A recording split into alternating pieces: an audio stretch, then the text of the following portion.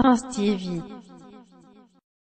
Bonjour, chers abonnés, chers auditeurs, chers téléspectateurs de Prince TV. On commence le journal aujourd'hui directement avec la première dame du coupé-décalé, Claire Bailly, qui vient de dévoiler, d'annoncer, de nous signifier que bientôt elle se marie, enfin elle se remarie après l'épisode voilà, du Nigérien. Bon, on va pas parler de ça. Elle a décidé de tourner la page et que bientôt elle va se marier, mais le mariage est prévu pour l'après-concert parce que pour rappel, Claire Bailly a décidé d'être la première dame du coupé-décalé à faire un concert au Palais de la Culture d'Abidjan. Le concert est prévu pour l'été 2019 ou si vous préférez les vacances de 2019. Donc juste après le concert, Claire Bailly va prendre son envol pour venir se marier en Europe, en France, à Paris. Cette fois-ci, elle se marie pas en Côte d'Ivoire. D'après elle, elle a peur de la bouche des Ivoiriens. Vous allez partir à son mariage, faire photo, venir la déposer sur les réseaux sociaux pour critiquer, pour commenter. Donc cette fois-ci, rien ne sera fait à Abidjan. J'ai été surpris même d'apprendre que le mariage coutumier avait déjà été fait dans le silence sans que personne ne sache. Moi, j'aurais préféré que ce mariage-là, tu le gardes pour toi seul, Claire Bailly, au lieu de venir le dire ça à la base. Tu connais la bouche des Ivoiriens. Ils vont commencer à mettre les nkunku autour du mariage. Bon, raison pour laquelle tout se passera à Paris et juste après voilà, les festivités réelles à Paris, elle va sciencer pour organiser une petite cérémonie en famille à Abidjan. On n'a pas dit couper les calés ou bien les connaissances, on dit en famille parce que bouche des Ivoiriens, Claire Bailly a peur. Franchement, on attend de voir ça sur les réseaux sociaux, ça va se savoir. On continue. Prince TV. On poursuit maintenant avec Karis, ou si vous préférez Zongo le Dozo, rappeur ivoirien, bon un peu français, franco-ivoirien, mais surtout ivoirien, voilà, qui vient d'annoncer que voilà en septembre 2019 il sort un film propre à lui. Alors il y a quelques mois en arrière, je vous avais annoncé déjà que Karis avait abordé sa fin de carrière musicale parce qu'il a dit, il était très clair, il ne va pas passer toute sa vie à chanter, il va aborder d'autres ouvertures, d'autres horizons. Voilà, il avait déjà commencé à parler de sa fin de carrière et cette fois-ci, pendant son passage en Côte d'Ivoire, à l'occasion du FEMUA, à l'occasion de son petit concert qu'il a donné à Gagnoua, son village natal, sa ville natale d'origine, il a annoncé comme ça que son film sort bientôt. Voilà, Karis deviendra acteur juste en septembre, dans quelques mois, je crois 4 mois. Il est prêt à jouer tout type de rôle, à moins que ce ne soit pas un rôle où il soit obligé d'exposer sa nudité. Vous connaissez dans les films, il y a des rôles où, voilà, il est prêt à tout faire. Déjà, imaginez un peu Karis dans un film, en tant que, je sais pas, chef bandit, ou le dangereux brave qui vient à la dernière minute pour tuer. Bon, on attend de voir. Pour le moment, Karis n'a pas dit le titre de son film. Il n'a même pas donné assez de précision. Mais on attend de voir. Quand tu vois la carrure de Karis, quand tu vois sa manière de chanter, je me dis que ce sera un film hardcore. Le 225 à l'honneur. L'éléphant de Côte d'Ivoire à l'honneur. Et ça va se savoir. On attend septembre 2019 sur nos écrans pour voir de quoi Karis est capable. En dehors de la musique, en dehors du chant, ça va se savoir. On continue. Prince TV.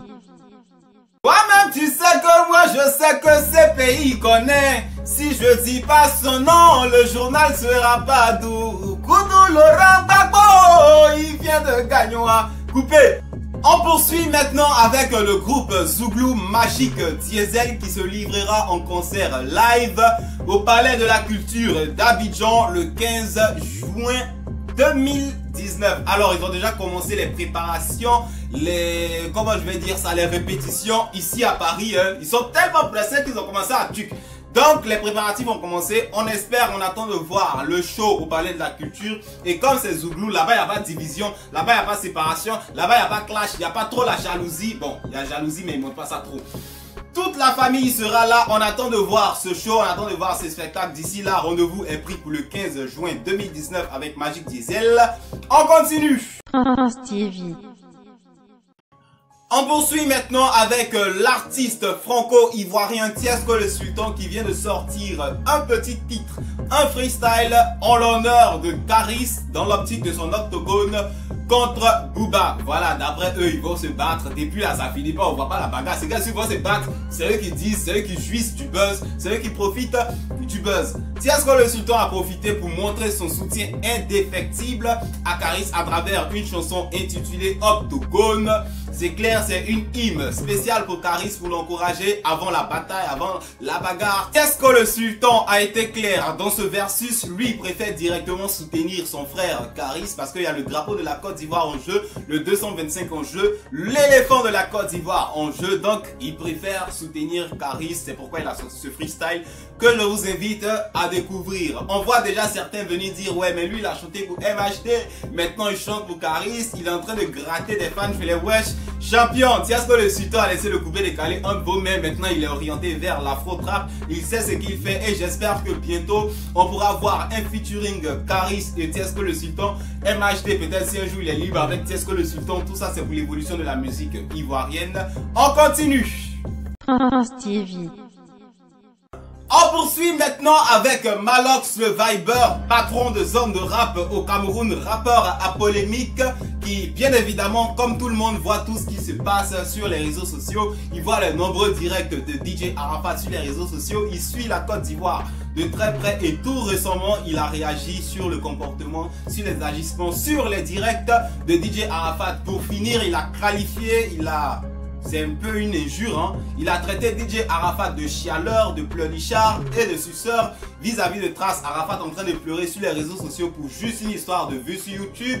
Et il dit comme ça que ouais, c'est à cause de ça que la musique francophone ivoirienne, plutôt africaine, ne peut pas évoluer, ne peut pas dévancer les Nigériens. Bon, je sais pas, je suis loin d'imaginer un clash entre Arafat et Malox le Viber, un clash entre le Cameroun et la Côte d'Ivoire à cause de ces deux sommités de la musique. Bon, pour une histoire de Trace, clash, Malox le Viber rentre, bon, Arafat aussi, il réagit souvent à des trucs, on sait pas. On espère que ça va rester comme ça, mais Malox le Viber a parlé. Je sais pas qu'est-ce que les autres artistes voilà, des autres pays pensent des directs d'Arafat, parce qu'il était clair dans son allocution. Avant, on voyait Arafat comme une icône de la musique africaine, mais à force de s'exhiber sur les réseaux sociaux, il devient la risée de tout le monde et sa cote baisse, son image se salit. Les mots de Malox le Viber, quand même un peu dur, ça peut frôler un tant soit peu les injures, mais on espère qu'il n'y aura pas de clash entre ces deux artistes et que ça va passer sous silence. On continue. Prince TV. On poursuit maintenant avec une photo qui a été publiée sur les réseaux sociaux il y a quelques jours seulement, montrant Koffi Olomide Mopao Mokonzi, roi de la rumba congolaise, avec Alpha Blondy, voilà. Bon, je sais pas comment je vais le qualifier, franchement, Alpha Blondy quoi, c'est Alpha Blondy. Et on n'avait pas compris, les gens ont pris ça pour une simple photo, ils ont juste mis deux icônes de la musique africaine.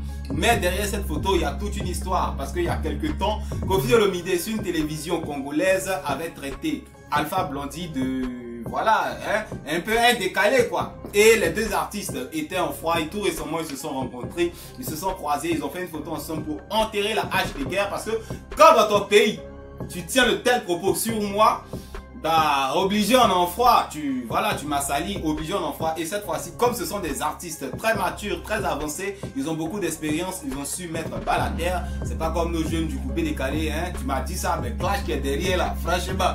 Heureusement, l'âge des guerres est enterré entre Alpha Blondy et c'est à l'honneur de l'Afrique tout entière, c'est à l'honneur de la musique. On continue. Prince TV. On termine ce journal maintenant avec une petite information qui a failli passer sous silence lors de la dernière prestation de DJ Arafat au VIP discothèque, juste après son retour de sa tournée européenne. Je viens d'apprendre que DJ Arafat a refusé l'argent des brouteurs, des gars et des boucantiers. Voilà. D'autres voulaient venir prendre des points, jeter l'argent sur Arafat. Il a refusé et c'est pas la première fois. Je me rappelle, il était encore 5500 volts d'animation. Il y a un boucantier qui voulait travailler sur lui.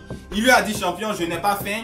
Va donner ça à ta mère, va donner à tes parents. Il n'est pas faim. Voilà, Arafat est l'un des rares artistes capable de refuser l'argent, j'ai pas envie de dire mal acquis, mais refuser l'argent des brouteurs.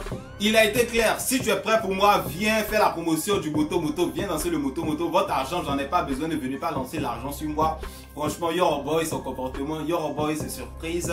Voilà, c'est tout pour ce journal. Merci pour ceux qui sont restés jusqu'à la fin. À bientôt sur notre chaîne pour de nouvelles, pour de prochaines éditions. Au revoir.